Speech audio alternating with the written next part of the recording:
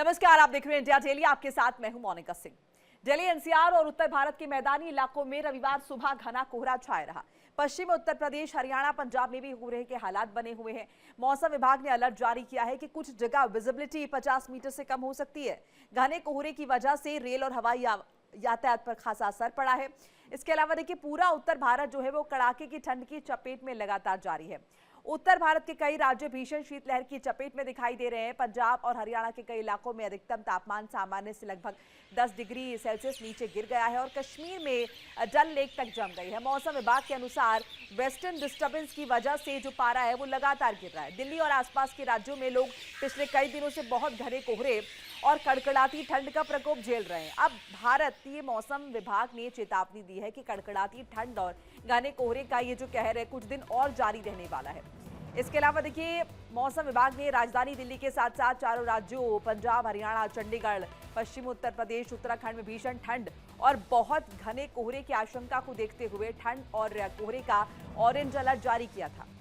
इसके अलावा अगले 2 दिनों के दौरान हिमाचल प्रदेश, उत्तराखंड, पंजाब, हरियाणा, चंडीगढ़, पश्चिमी उत्तर प्रदेश, राजस्थान, छत्तीसगढ़, झारखंड और ओडिशा में शीतलहर की स्थिति जारी रहने की बहुत संभावना है और उसके बाद इसमें कमी आएगी।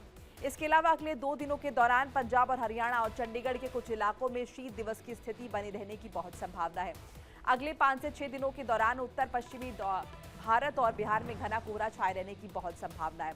तो लगातार अगर हम देखें, ठंड का कहर बना हुआ है और इन सब के बीच जो आम जनजीवन है वो प्रभावित नजर आ रहा है। यातायात की अगर हम बात करें, जो चाहे सड़क यातायात का जिक्र करें या फिर हवाई यातायात की बात करें, लगातार जो स्थिति है वो बनी हुई है। लोगों को दिक्कतों का सामना करना पड़ रहा है। रफ्तार जो है वो काफ़ी कम हो गई है। सड़कों पर जो वाहन चल रहे हैं, जाहिर है क्योंकि कोहरा बहुत ज़्यादा है, ऐसे में विजिबिलिटी काफ़ी लो है। ऐसे में लोगों को अपनी स्पीड को काफ़ी कंट्रोल करना पड़ रहा है। हादसों के शिकार लोग लगातार हो रहे हैं। कई ऐसी भी खबरें आ रही हैं जहाँ पर एक्सीडेंट्स हुए हैं हाईवेज़ पर। इसके अलावा देखिए, अगर हम रेल यातायात का जिक्र करते हैं या फिर हम एयर ट्रैफिक की बात करते हैं, तो दोनों ही जगहों पर कहीं ना कहीं रफ्तार पर लगाम लगी है। ट्रेन्स जो हैं वो लगातार लेट हो रही हैं, जिसकी वजह से रेल यात्रियों को दिक्कतों का सामना करना पड़ रहा है। वहीं हवाई यातायात पर भी इसका खासा प्रभाव पड़ रहा है। ऐसे में लगातार लोगों से अपील भी की जा रही है कि अगर आप ट्रैवल करने वाले हैं तो अपने घर से ही ये कंफर्मेशन लेके निकले, अपडेट जो है वो लेके निकले, ताकि किसी भी तरह की दिक्कत आपको पेश ना आए। मेरे साथ ग्राउंड जीरो से तमाम मेरे सहयोगी जुड़ चुके हैं। राजधानी दिल्ली से मेरे साथ रजनीश जुड़े हैं, देवेंद्र जुड़े हैं मेरे साथ जयपुर से, और नित्यानंद मेरे साथ वाराणसी से जुड़े हुए हैं।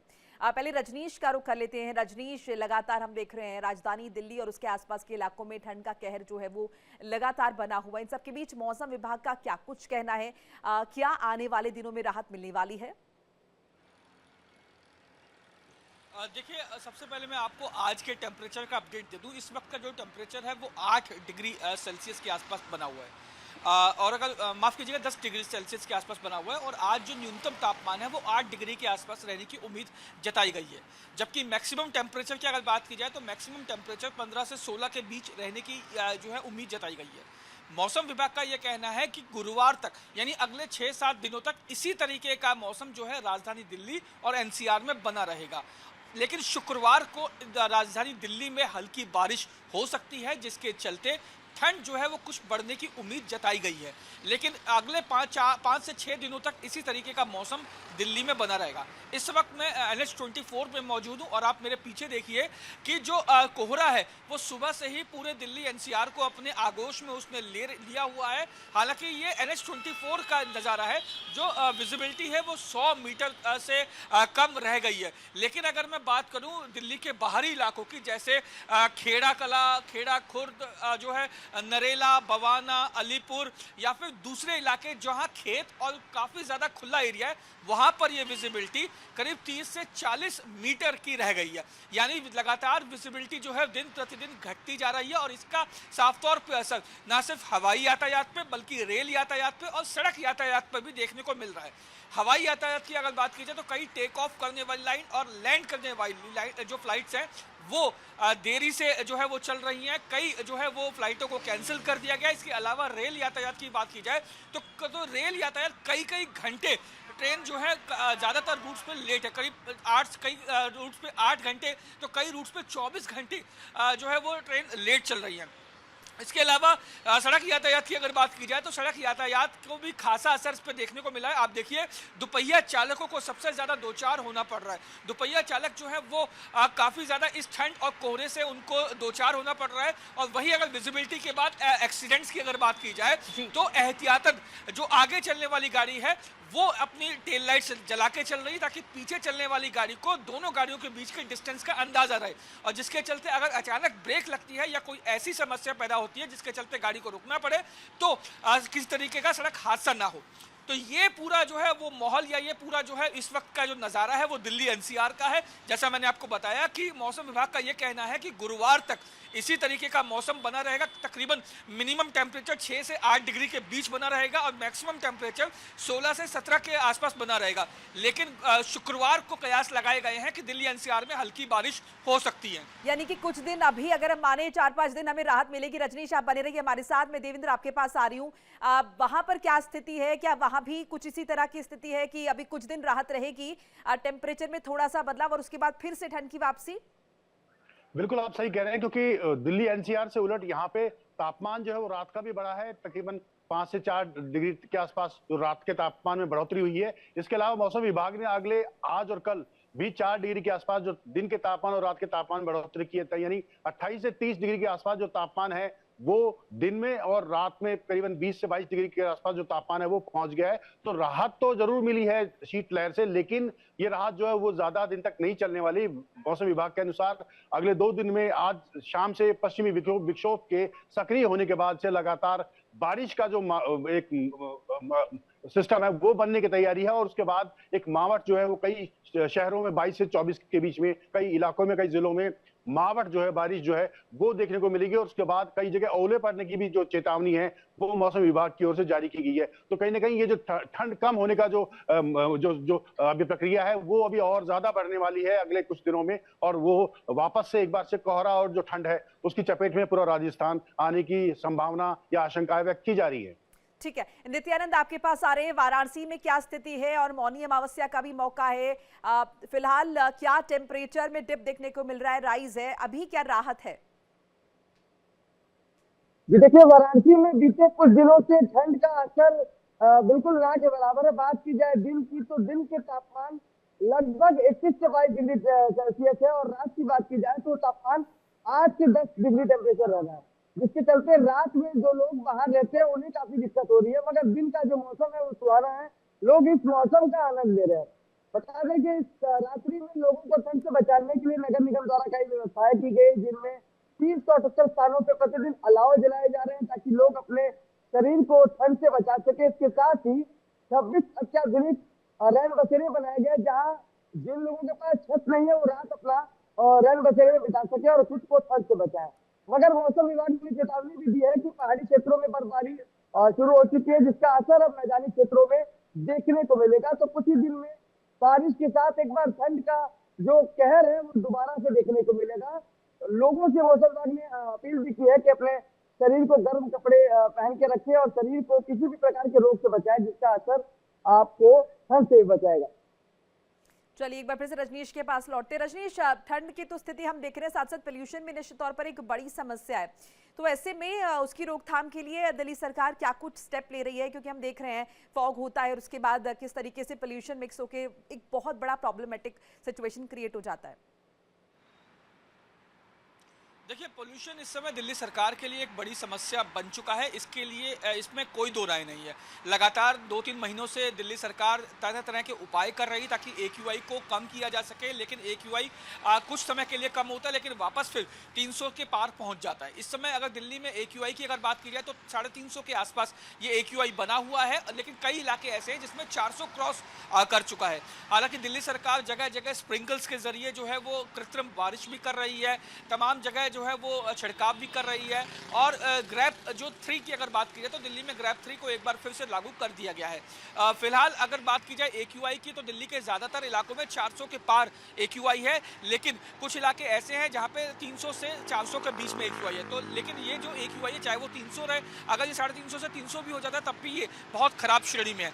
AQI का जो है 100 से नीचे नीचे अगर AQI रहता है तो आप सोचिए कि तो थोड़ी राहत दिल्ली वासियों को जरूर है, लेकिन अगर ये AQI 100 से ऊपर रहता है तो जाहिर तौर पे सेहत के लिए बहुत ज़्यादा खतरनाक और जो है वो जो खराब असर डालने वाला है। फिलहाल दिल्ली सरकार की अगर बात की जाए तो दिल्ली सरकार लगातार मीटिंग्स कर रही है और ये कोशिशें की जा रही हैं तमाम जो विभागों के प्रमुखों के साथ बैठकर बातचीत करके कि कोई ऐसा उपाय निकाला जाए ताकि जो लोगों को इस लगातार बढ़ते हुए प्रदूषण और AQI जिस तरीके से बढ़ रहा है, चाहे वो PM 2.5 की बात कर ली जाए या PM 10 की बात कर ली जाए, उसे किस तरीके से रोका जाए या फिर AQI को किस तरीके से नीचे लाया जा सके, इसके लिए तमाम उपाय जो है वो किए जा रहे हैं। लेकिन अभी तक की अगर बात की जाए तो ज़्यादातर अगर मैं ओवरऑल बात करूँ तो दिल्ली सरकार अभी AQI को कम करने में नाकामयाब साबित हुई है, लेकिन लगातार कदम भी उठाए जा रहे हैं, लगातार कोशिशें भी की जा रही है और ये कहा जा रहा है कि आने वाले दिनों में ये AQI को नीचे लाया जाएगा। लेकिन ये AQI मुझे लगता है तभी नीचे आएगा जब बारिश होगी।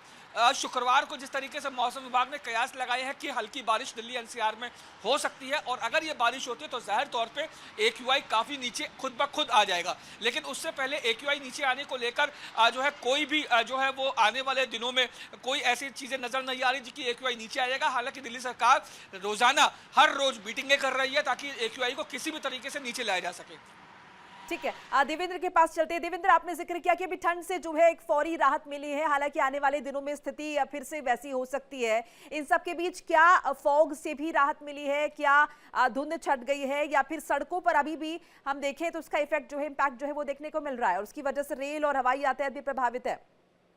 बिल्कुल आप सही कह रहे हैं, क्योंकि आज जरूर कुछ राहत मिली होगी, लेकिन पिछले 2 दिनों से जो कोहरा है वो जो खासकर पंजाब के साथ वाला इलाका जो है, हरियाणा के आसपास वाला इलाका है, दिल्ली NCR के आसपास के जो जिले हैं अलवर और वो, वहां पे जरूर कोहरे का जो असर है वो साफ तौर पर देखने को मिला है। लेकिन आज संभावनाएं व्यक्त की जा रही है और आज और कल कोहरे की स्थिति में कुछ निजात जो है वो मिलेगी। लेकिन जो फ्लाइट्स का सिलसिला है, दिल्ली NCR में लगातार जो कोहरा छाया हुआ है उसका असर जो है जयपुर एयरपोर्ट पर पड़ रहा है और जयपुर एयरपोर्ट पर फ्लाइट जो है वो डाइवर्ट की जा रही हैं। लेकिन जहां से जो फ्लाइट टेक ऑफ हो रही हैं उनके टाइमिंग में भी जो है शेड्यूल में परिवर्तन किया जा रहा है, क्योंकि आगे वाले इलाकों में कहीं ना कहीं फॉग की स्थिति जो है वो ज्यादा गहरी है। तो ऐसे में रेल और सड़क यातायात के साथ साथ में हवाई यातायात भी जो है वो बाधित साफ तौर पर हो रहा है। लेकिन राहत की बात यह है कि अगले 2 दिन तक इसमें राजस्थान के आसपास में जो सड़क और रेल यातायात है वो संभावनाएं जो है उसमें कुछ कमी, कोहरे की जो कमी है वो एक राहत के तौर पर देखी जा सकती है। लेकिन ये फौरी तौर पर जो राहत है वो ज्यादा दिन तक रहने वाली नहीं है और कहीं ना कहीं 2 दिन बाद वापस से जब पश्चिमी विक्षोभ का जो असर है वो देखने को मिलेगा तो फिर वही कोहरा और ठंड जो है उससे राजस्थान वासियों को रूबरू होना पड़ेगा। ठीक है, नित्यानंद, माघ मेला प्रयागराज में चल रहा है, हम देख रहे हैं मकर संक्रांति का मौका बीता है, मौनी अमावस्या का वक्त आ गया है। सो ऐसे में टूरिस्ट क्या लगातार पहुंच रहे हैं और उन पर क्या असर दिखाई दे रहा है फिलहाल मौसम का? बिल्कुल, माघ मेले के पर्यटक प्रवाह का असर काशी में देखने को मिल रहा है। बता दें, प्रतिदिन लगभग 3 से 4 लाख दर्शनार्थी काशी पहुंच रहे हैं। सबसे पहले वो माता गंगा में आस्था की डुबकी ले रहे हैं और बाबा विश्वनाथ का दर्शन कर रहे हैं। मगर दिन की ठंड की बात मैंने बताई थी पहले भी कि ठंड का असर दिन में बिल्कुल नहीं है। दिन का मौसम सुहाना है। लोग तमाम स्थानों का, चाहे वो घाट हो, काशी विश्वनाथ धाम हो, वहां पहुंच रहे हैं और आराम से बैठ रहे हैं। बस परेशानी उन्हें रात में देखने को मिल रही है, क्योंकि रात का तापमान लगभग 10 डिग्री तक पहुंच रहा है, जिसके चलते बर्फीली हवाओं का उन्हें सामना करना पड़ रहा है। मगर नगर निगम द्वारा लगातार प्रयास भी किया जा रहा है कि कोई भी व्यक्ति बीमार न पड़े और खुद को गर्म रख सके, इसलिए तमाम स्थानों पर अलाव की व्यवस्था की गई है। इसके साथ ही उन लोगों के लिए छत की व्यवस्था की गई है जो कि बिना छत के रात भर घूमते हैं या भटकते हैं, उनके लिए रैन बसेरे बनाए गए हैं। लगभग 26 रैन बसेरे बनाए गए जो कि अत्याधुनिक है, तमाम सुविधाओं से लैस है, जिसमें हीटर, गीजर समेत वाईफाई तक मौजूद है ताकि लोग खुद का मनोरंजन भी कर सकें। मौसम विभाग ने भी चेतावनी दी है कि बीते कुछ दिन में वापस से ठंड का असर देखने को मिलेगा। उसके लिए मौसम विभाग और तमाम संस्थान, चाहे नगर निगम हो, तमाम लोग तैयारी भी कर रहे हैं। शेल्टर होम्स को बढ़ाया जा रहा है और जो अलाव वगैरह की व्यवस्था है उस पर भी लगातार मॉनिटरिंग की जा रही है ताकि कोई भी व्यक्ति बीमार न पड़े या ठंड से परेशान न हो। ठीक है, मेरे साथ संजय खान भी जुड़ चुके हैं प्रयागराज से। संजय, प्रयागराज में क्या स्थिति है ठंड की, मौसम को लेकर क्या कुछ अपडेट आपके पास? देखिए, जिस तरीके से धर्म और आस्था की नगरी संगम नगरी प्रयागराज में माघ मेले का आयोजन चल रहा है, इस समय मौनी अमावस्या का महा स्नान पर्व है। धर्म और आस्था की नगरी में गंगा यमुना त्रिवेणी संगम में बीते रात से रेला है वो लगा हुआ है। लगभग अगर हम बात करें तो अब तक श्रद्धालुओं ने आस्था की डुबकी लगाई। ब्रह्म मुहूर्त से ही श्रद्धालु पतित पावनी त्रिवेणी संगम में आस्था की डुबकी लगा रहे, मौज की प्राप्ति कर रहे हैं। अगर हम बात करें श्रद्धालुओं की तो इस कड़ाके के ठंड में श्रद्धालुओं की आस्था भारी पड़ती हुई नजर आ रही। प्रशासनिक अनुमान के अनुसार अब तक लगभग 1.5 करोड़ से ज्यादा श्रद्धालुओं ने आस्था की डुबकी लगाई, क्योंकि ये पौराणिक मान्यताएं हैं और गंगा यमुना अति सरस्वती में आस्था की डुबकी लगाने के लिए देश के कोने कोने से श्रद्धालु पहुंच रहे हैं और पतित पावनी त्रिवेणी संगम में आस्था की डुबकी लगाते हुए नजर आ रहे हैं। हालांकि मेला क्षेत्र की अगर हम सुरक्षा की बात करें तो पूरा मेला क्षेत्र पुलिस छावनी में तब्दील किया गया है। अगर हम घाटों की सुरक्षा की बात करें तो वहां पे एनडीआरएफ, एसडीआरएफ की टीमें लगाई गई हैं। सुबह के वक्त मौसम जो था काफी ठंड था, धुंध कोहरे की सफेद चादर छाई हुई थी, लेकिन श्रद्धालुओं का जो जन सैलाब था लगातार मेला क्षेत्र में आ रहा था। और इस वक्त थोड़ा धूप निकली है, लेकिन धूप निकलने के बाद श्रद्धालुओं का जो हुजूम था और तेजी से बढ़ता हुआ नजर आ रहा है। संजय, मैं आपका और नित्यानंद आपका भी रुख करूंगी, तस्वीरें भी आपसे चाहेंगे कि आप दिखाएं, लेकिन फिलहाल रजनीश आपका और देवेंद्र आपका बहुत बहुत शुक्रिया मौसम पर ताजा अपडेट जो है वो साझा करने के लिए।